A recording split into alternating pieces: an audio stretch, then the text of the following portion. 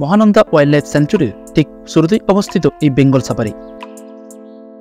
এই বেঙ্গল সাফারি হলো ওপেন জু, যেখানে পশু পাখি উন্মুক্তভাবে ঘুরে বেড়ায়, আর পর্যটকেরা জিপ সাফারি কিংবা হাতি সাফারি করে খুব কাছ থেকেই তাদের দেখতে পান।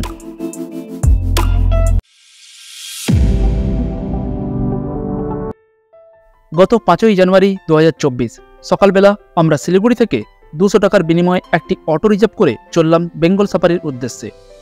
এসে পৌঁছলাম বেঙ্গল সাফারিতে। অটোতে সময় লাগলো 30 মিনিট মতো। বেঙ্গল সাফারির মেন গেটের ঠিক পাশেই দেওয়া রয়েছে ভ্রমণার্থীদের জন্য নির্দেশিকা। এন্ট্রি গেটের ঠিক আগেই রয়েছে টিকিট কাউন্টার, আর তার ঠিক পাশেই রয়েছে জুতে বিভিন্ন রকম সাফারি এবং বিভিন্ন ধরনের অ্যাক্টিভিটিস, টাইম টেবিল এবং রেট চার্ট। আপনারা চাইলে টিকিট অনলাইনে wbza.org ওয়েবসাইট থেকে টিকিট বুক করতে পারেন। আমাদের যেহেতু অনলাইনে টিকিট কাটা ছিল, তাই আর আমাদের টিকিট কাউন্টারে বেশিক্ষণ সময় অপেক্ষা করতে হলো না।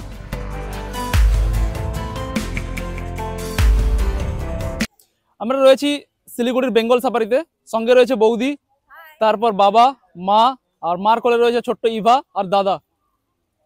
সত্যিই বেঙ্গল সাফারি খুবই পরিষ্কার পরিচ্ছন্ন এবং সাজানো গোছানো। এন্ট্রি করার পর ঠিক সামনেই রয়েছে বাটারফ্লাই গার্ডেন। এখন শীতকাল হওয়ায় ফুটে রয়েছে বিভিন্ন রকমের অর্কিড। এই নাম না জানা ফুলটি আপনারা আমার কোন ভিডিওতে দেখেছেন অবশ্যই কমেন্ট করে জানাবেন। পার্কটি সত্যিই খুব ফটোজেনিক।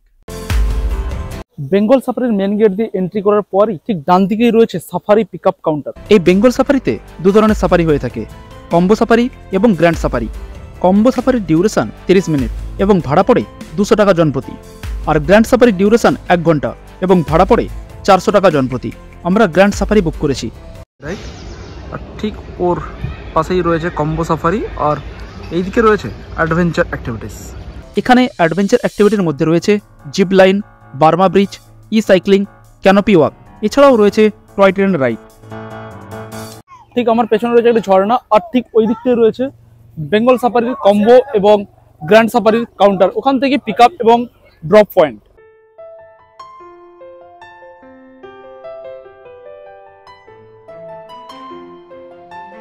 আজ এই গাড়িতে করেই আমরা গ্র্যান্ড সাফারি করব। কোনটা? এই 4 আর লাস্টে। আমাদের সাফারির সময় রয়েছে 11টা বেজে 15 মিনিটে। আমরা এখন সাফারির গাড়িতে উঠে বসেছি। তো দেখা যাক কি দেখতে পাই আজকে। জানি না কি দেখতে পাবো। অবশেষে 11টা বেজে 15 মিনিটে আমাদের সাফারি শুরু হলো। আমাদের গাড়ি বেঙ্গল সাফারির কোর এরিয়ার দিকে এগিয়ে চলল।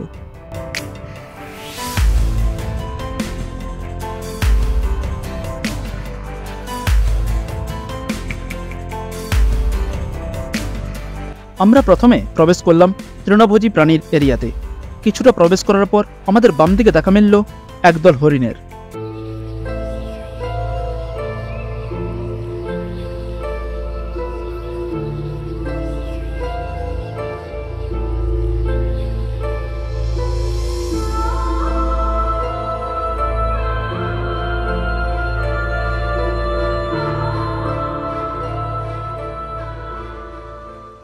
তারপর দেখা পেলাম ময়ূর এবং ময়ূরী।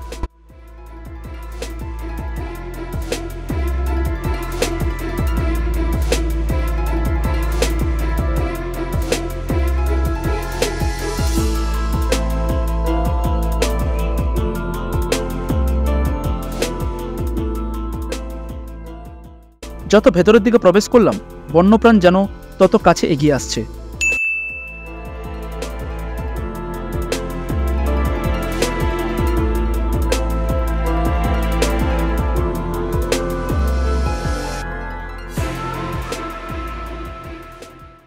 মনে হচ্ছিল কারের উইন্ডোটা যেন একটা টিভি, আর তাতে এখন চলছে অ্যানিম্যাল প্ল্যানেট।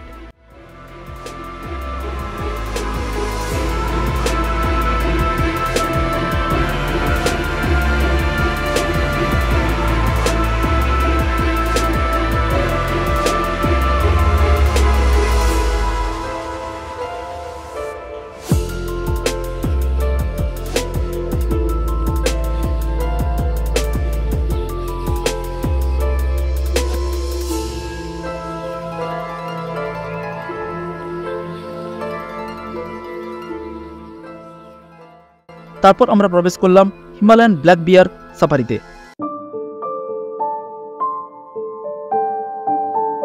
এখানে তো গাড়ির সামনেই ঘোরাঘুরি করছে ভাল্লুক।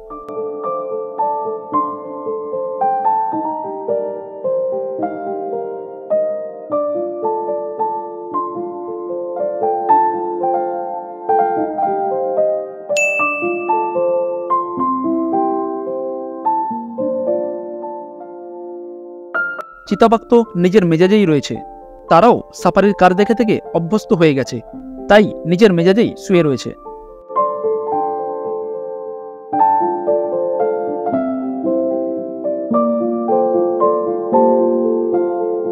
রয়্যাল বেঙ্গল টাইগার তো আমাদের দেখা দিতে বেরিয়ে এলো জঙ্গলের মধ্য থেকে।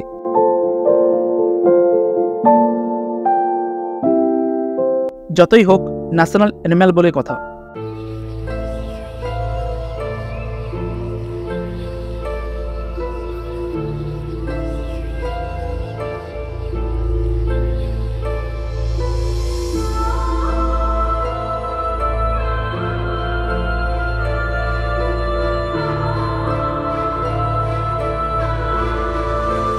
তারপর দেখা মিলল সাদা বাঘ, আর কিছু বাঘ তো তাদের আস্তানায় রেস্ট করতেই ব্যস্ত।